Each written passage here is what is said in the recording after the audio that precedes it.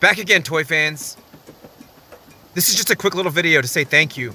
We just crossed 27,000 subscribers, and Matang Makes Friends Part 2 just crossed 800,000 views. This all happened in these last 2 years. And during this crazy time, the channel grew even more. So big thanks to all of you. If you get a chance, Matang Makes Friends Part 3 is up. Go check it out. Hopefully you enjoy. I'm sorry I haven't made any new videos in the last 8 months. It's been tough for everyone. So I'm also planning to do another giveaway when we hit 30,000 subscribers, which we're not very far from. Even though I didn't make any videos in this time, I did do some toy photography, and I continued collecting things that I enjoy. Mostly for future stories. I'm sure you did too. During the tougher times, toy photography actually helped me quite a bit. I got outside and got some fresh air, and got away for a little while, just to kind of be alone with my thoughts, and to be creative. It definitely helped. But enough about that. We're all going through the same things together, so hopefully it'll be over soon. So we'll do toy photography for the next giveaway too, like we did last time. Except this time, it won't be skill-based. All you have to do is take a picture to enter. I'll talk about it more in the middle of the video. So for the rest of this video, let's take a look at the pictures that I took in October for Halloween. This is October toy photography. Toy photography is how I got a lot of my ideas for stories. It's also where I learned how to do lighting and tricks like this. This Batman he's not actually flying, obviously. He's on a piece of glass. If you get the right angle and the right pose, you can't tell he's on glass at all. I learned this trick from other artists. By the way, I really like this Batman. It's from Mcfarlane Toys.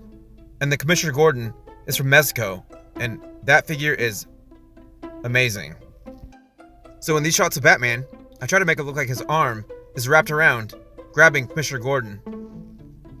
In this shot you can see, it's just another figure, the same figure, with the same arm, but it looks like his arm stretched all the way back. The next shots were tough to do. They were at night, and in the water. Taking these pictures is like practice for videos. You try things out, and if they don't work, try to figure out how to make them work if they don't. The biggest thing about this shot was getting the lighting at night and not making the figure too bright so it didn't look like it was still nighttime. I also used all the algae in the water to bring out the details of having him look like he's in an actual swamp, which it was swamp water. So I thought that made it look much more realistic. This is Marvel's Man-Thing, by the way.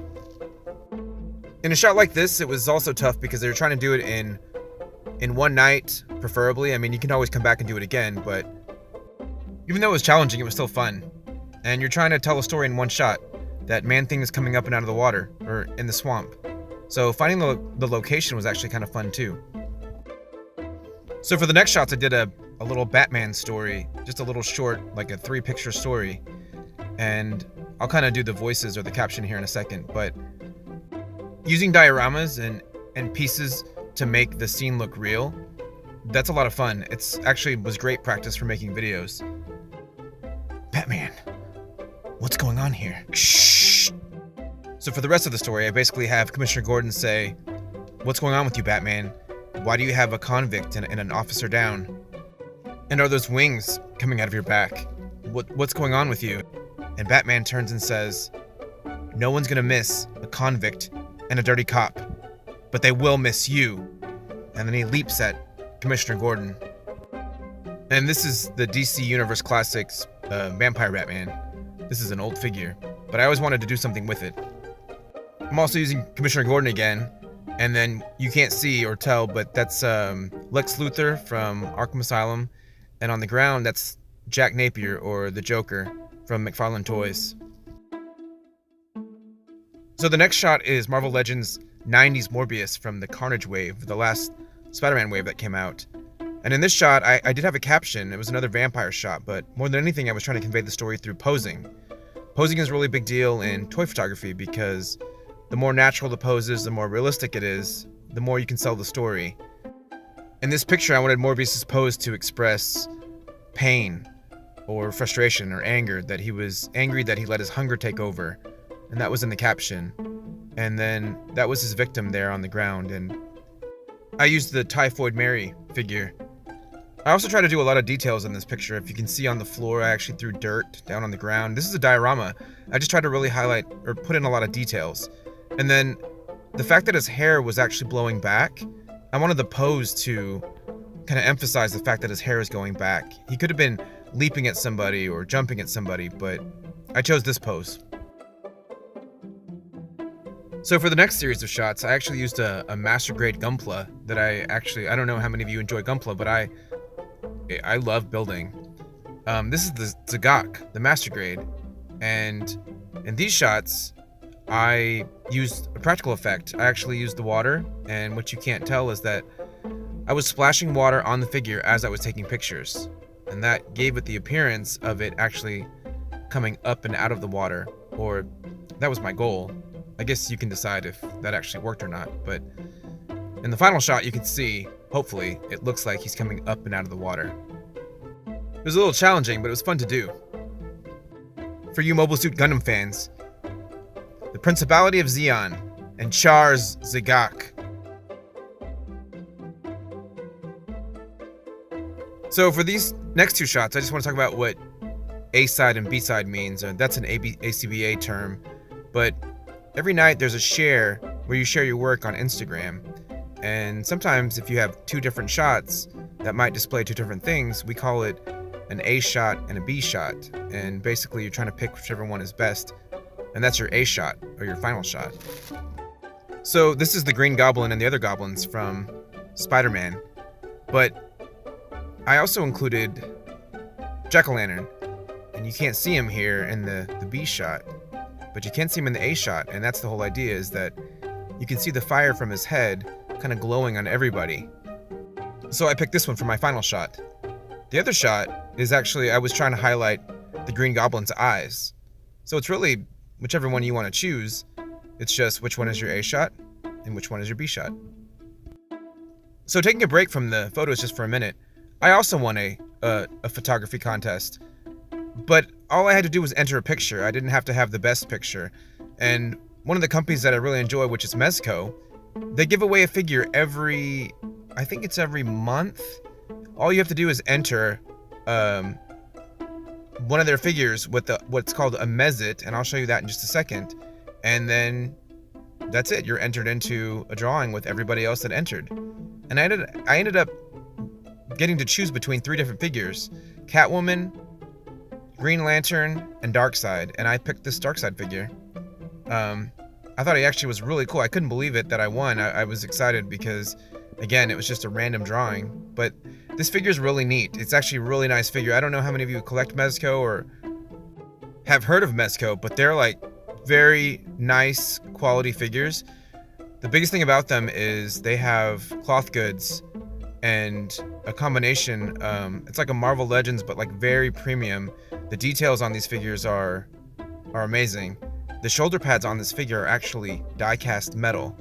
His eyes light up, and his cape is a very thick material. And sometimes their capes come with like bendy wire, so you can actually bend the capes and make it look like they're blowing in the wind. But yeah, I mean, it's a really, really nice figure, and I don't know, I was just really fortunate. I did this little look at him kind of in a desolate place, because Darkseid comes from Apocalypse, where, you know, it's kind of a dead planet. But I just kind of did a quick little preview, and I may do a review of this figure because it's like I said, it's really nice. He even has magnets on his belt. Anyways, this is the picture that I entered for the drawing. And these little guys are called mezits. And you can see that in the picture, he's got a little mezit on his shoulder. And that's the only requirement. The picture doesn't even have to be good. Just a picture of a Mezco figure with a little mezit. And you can enter every month. I entered probably like 5 times. And I won on like, I think the 4th time. So, yeah. We'll do the same thing on this channel. The next time we do a giveaway, it'll just be to enter a picture. It doesn't have to be an amazing picture. Just an entry. Well, I say that, but I gotta push you a little bit. We'll include something interesting with the picture. That way you learn something. By the way, that picture is the characters in that picture. They're called Lone Roach and Grub, and it's actually a cockroach and a little grub, and it's a samurai. That's actually one of my favorite figures by far of an action figure, and I will definitely do a review on that figure. Those figures are called Gomez figures from Mezco, and they're really hard to come by, but I've been really lucky. Mezco is more for the adult collectors. There's just so many little pieces and details that are not safe for children. Usually what I really get excited about with action figures or toys is the potential or the possibilities that you have with them. So Marvel Legends and Pokémon or Nintendo figures, you can explore those worlds and be creative and cross over. Like when I think of Smash Brothers, that's fun. Or even like Fortnite. I don't know much about Fortnite, but I know that it's just kind of fun. Those characters, they're all over the place. They're just kind of silly and wacky, but that's what makes it so much fun, is you can just kind of mix and match and combine and use your imagination and make up stories. And that of course brings us back to the stories that I've been telling on this channel that I really enjoy. I just love using Link and combining him with Pokemon, but also having the goblins. That was just fun. It just made sense, and I'm looking forward to finishing that story.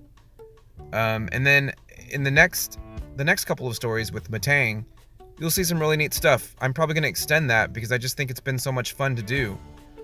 I tried to do a Pokemon Halloween special, but I just didn't have it in me to finish it. Hopefully this year I can do one. Hopefully you've had time to spend on your hobbies as well. Anyways, practice your photography a little bit. That way when we get to 30,000 subscribers, you can enter.